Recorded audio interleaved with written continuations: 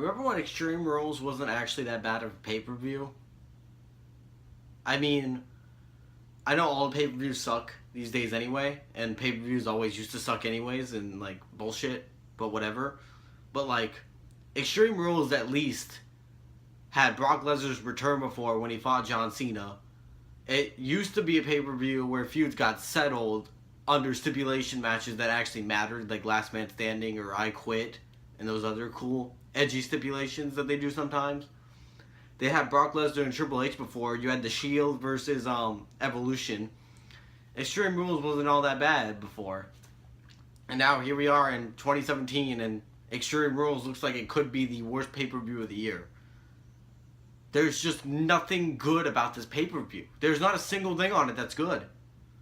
I don't want to hear anybody try to say something about it's good because nothing about it is good. There's just no reason for this pay-per-view to be around still. Especially because you have Payback now. And, like, Extreme Rules used to be the pay-per-view that settled feuds, as I said. But now that you have Payback, you don't even settle feuds at that pay-per-view. So what's the point of having Extreme Rules? Especially because most of the matches on this card probably won't even be settled. There probably will be feuds that go on forever. So what the fuck is the point of having this pay-per-view? Especially because the gimmick matches on this pay-per-view literally suck. There's not a good gimmick match on this whole show that was, like, original or out of the box. And I'm not talking about, like, now Ambrose Asylum. I'm not talking about that bullshit. But, like, Extreme Rules was the pay-per-view where you used to experiment with this kind of stuff. And now, all of a sudden, it's just, like, they're doing the stupidest ones they can do. The most extreme stipulation on the card, I would say, is the Hardys and Cesaro and Sheamus inside the steel cage. Except the issue with that is if you've been watching Raw for the past couple of months, the Hardys have treated Cesaro and Sheamus like the complete jobbers that they are. The Hardys are like currently like 6-0 against Cesaro and Sheamus. So why should I believe Cesaro and Sheamus are going to win? And you have Booker T on commentary. I think the edge goes to Cesaro and Sheamus. Why? Why does the edge go to them? They've lost to the Hardys every single match. Tag team match, singles match, they've always lost. Even when they turned heel, they still lost. So, the Hardy Boys are going to retain the titles, and then I don't know what they're going to do after that. So, whatever. Who cares, right? Then you have a Cruiserweight match, because Cruiserweights are still around. This is Brian Kendrick and Austin Aries. Brian Kendrick? It's not Brian Kendrick, is it? Who's the champion? Is it? It's Neville. The champion's Neville. King of the Cruiserweight. Neville's got to face Austin Aries in a submission match for the Cruiserweight Championship. Okay. One, I understand the Cruiserweights are all gay. They're stupid. Nobody pays attention to them. Nobody cares about them because the division sucks and they've given us no reason to care. I understand. But God fucking forbid, if you're going to have a Cruiserweight division, can you please let them be Cruiserweights? Please.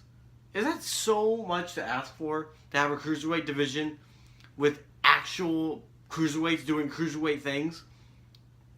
Instead, we have a submission match. That isn't a Cruiserweight stipulation. A Cruiserweight stipulation would have been a ladder match, a TLC match, something where they can get extreme and do their high-flying flippy-do things in. Instead, they have a submission match where they're going to be fucking on the ground, rolling around for 20 minutes now. Which totally takes away everything special about the Cruiserweight division. So what's the point of doing this? Who cares? Not to mention, you chose a submission match, which is like the most boring match in wrestling history. If you like the idea of them having a submission match, then you're not a true wrestling fan. You may be I watch actual professional wrestling fan, but you're not an actual fan of wrestling entertainment because there's no entertainment that comes out of a submission match. I'm pretty sure that Neville's going to retain, but really, who the fuck gives a shit? Who's he going to challenge next? TJP? Great, whatever. Nobody fucking cares. This whole Cruiserweight division needs to be fucking killed. I know there's the kendo stick on a pole match. Can we please talk about this one? A kendo stick on a pole match? How is that extreme? How is that extreme at all? It's a pole with a kendo stick on it. And the first person who gets it can legally use it in the match. I'm almost positive what's going to happen. And don't take my word for this, but I'm almost positive Alexa Bliss is going to grab the damn fucking stick. She's going to bring it down. She's going to use it on Bayley. And Bailey's gonna somehow get it, and she's gonna start whipping Alexa with it, and there's gonna be a DQ because they're gonna be like, Alexa was the only one that can legally use it. Alexa was the only one that can legally use it. I could totally see this shit happening.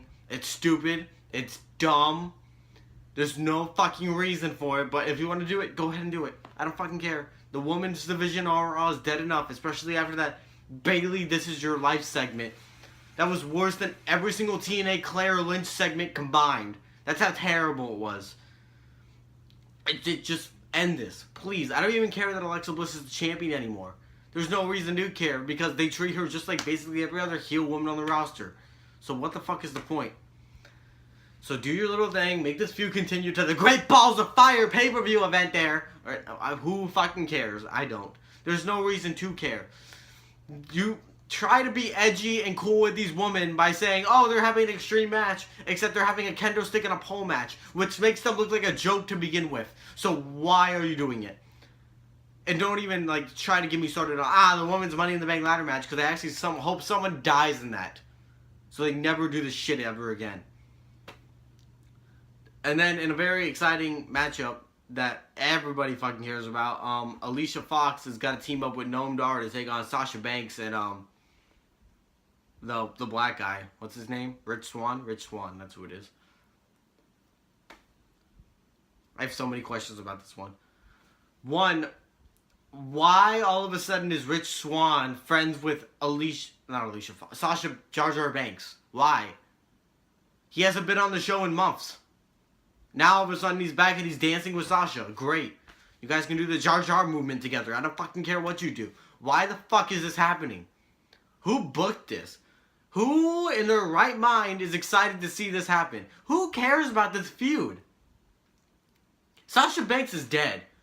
I've been hating on her for months now, but if you're a Sasha Banks fan, you have no reason to like her anymore. She was main eventing Hell in a Cell inside Hell in a Cell with Charlotte Flair like 4 months ago. And now she's dancing with Rich Swann in the middle of the ring, taking on Alicia Fox and Noam Dar. So even if you are a Sasha Banks fan, there's no way you can, what's the word, justify to this. There's no way. If you think this is right and what they're doing is completely okay and it's fine this match is happening, you're out of your damn mind. You obviously don't understand wrestling because wrestling is dying because of this. Nobody cares about this feud. Nobody cares about this match. Nobody cares about Sasha Banks. Nobody cares about Noam Dar. Nobody cares about Rich Swann. And no one cares about Alicia Hogg. Nobody fucking gives a shit. And if you do, you're in this lost world of Smark Wrestling, because I'm not even sure Smarks give a shit about this. And if they do, then I will be fucking mind blown and know for a fact that they don't actually care about wrestling. Then on the Extreme Rules pay-per-view, The Miz is going to fight Dean Ambrose. Where if Dean Ambrose gets disqualified, he's going to lose the Intercontinental Championship. Okay, Dean Ambrose and The Miz are both stupid. I don't care about either of them. There's no reason to care about either of them. One of them is a cum-faced movie star actor, and the other one smuggles hot dogs up his booty. But, God forbid, the Extreme Rules pay-per-view has a stipulation where Ambrose cannot get extreme. Did anybody back there sit like there and think about this?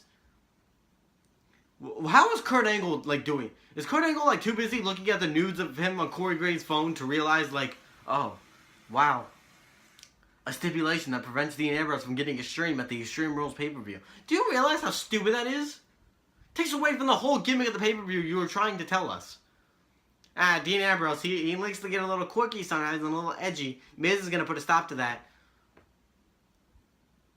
Why? Why at the Extreme Rules pay-per-view? If anything, you should have done the stipulation match here.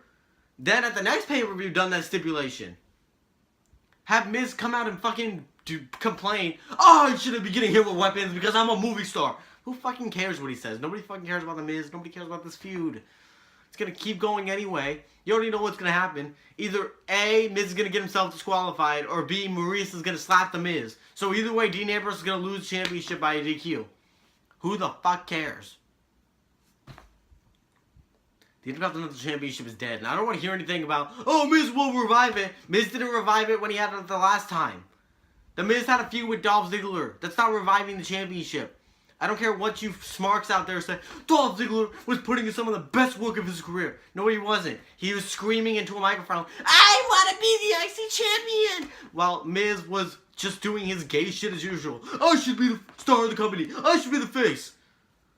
It was gay. It was stupid. Anybody trying to defend that feud, it's dumb. It's the only feud Miz had as champion.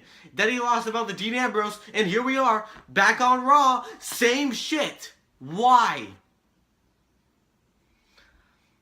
And don't forget about the very exciting main event, the Fatal 5-Way Extreme Rules match there, John, because apparently a 5-way had rules before.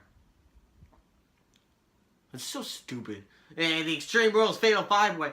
What about the Fatal 5-Way wasn't extreme already? How is someone going to get disqualified in a Fatal 5-Way? How is someone going to get counted out in a Fatal 5-Way? It's an Extreme Rules pay-per-view. Oh, who gives a shit? That's fucking just like... Who the fuck did that a couple weeks ago? Bruce Pritchard coming out. This 3-way will now be no disqualification. You get disqualified in a 3-way? Really? How does that work? You dumbass. So this exciting Fatal 5-Way is between the gayest wrestlers on the roster and Seth Rollins and Roman Reigns. It's Bray Wyatt, the Fat Potato Man Samoa Joe, the stripper himself Finn Balor, Roman Reigns, and Seth Rollins. You know why this is happening? Because Braun Strowman got hurt. And because Braun Strowman got hurt, they don't know how to book anything, so they just shoved all 5 guys together and said, had a match for these fans.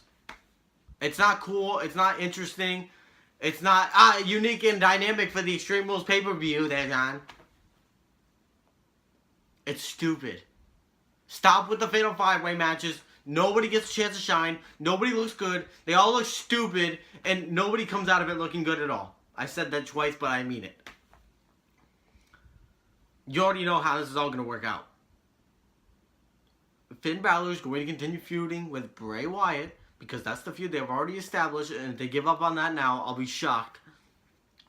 And if Finn Balor does somehow win, he's got to go face Brock Lesnar at that Great Balls of Fire pay-per-view event, which nobody will watch because Finn Balor is facing Brock Lesnar. I don't want to hear a single smart guy out there. Finn Balor's quickness! Finn Balor's quickness! Yeah, Brock Lesnar will fucking eat that kid.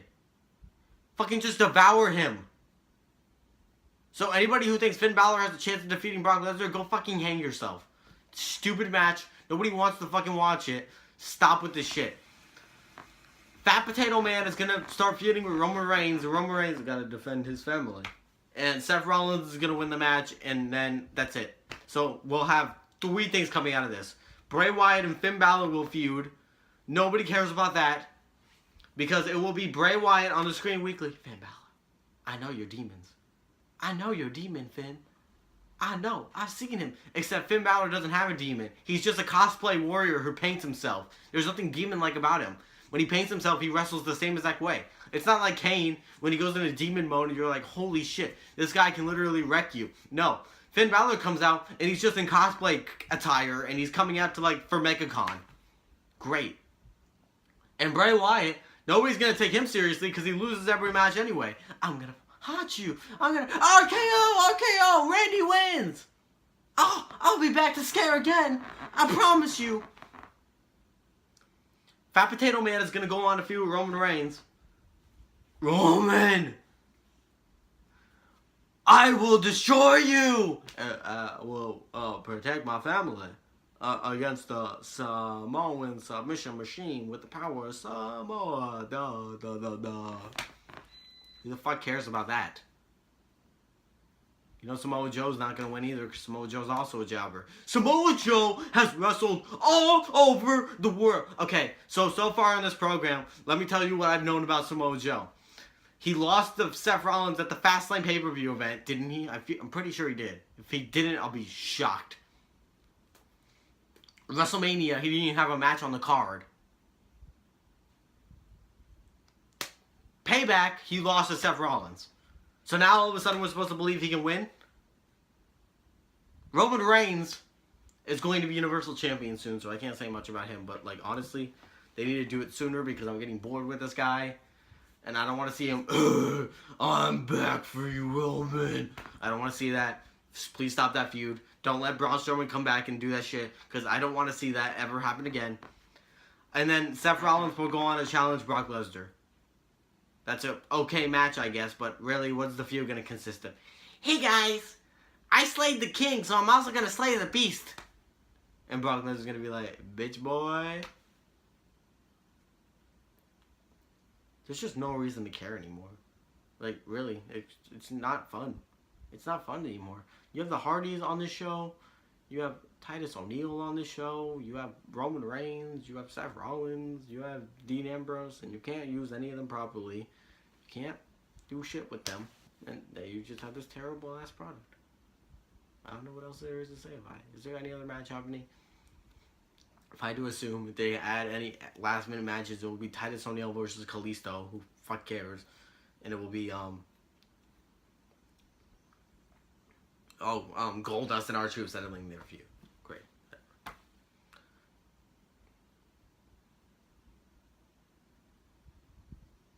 It's not fun. It's not fun anymore. It's really not fun. If you guys want to, like, tell me what to do for our next video, because honestly, I don't know what I'm going to do for our next video. I guess I'll do an Extreme Rules review. Because why the fuck not, I guess. Whatever. Who the fuck cares? We'll review the pay-per-view. And then, yeah, just give me an idea for next week, and I'll do it for you, maybe, if you're a good boy for Santa Claus. Yeah, fuck this company, fuck everything about it, and, take this job, bitch.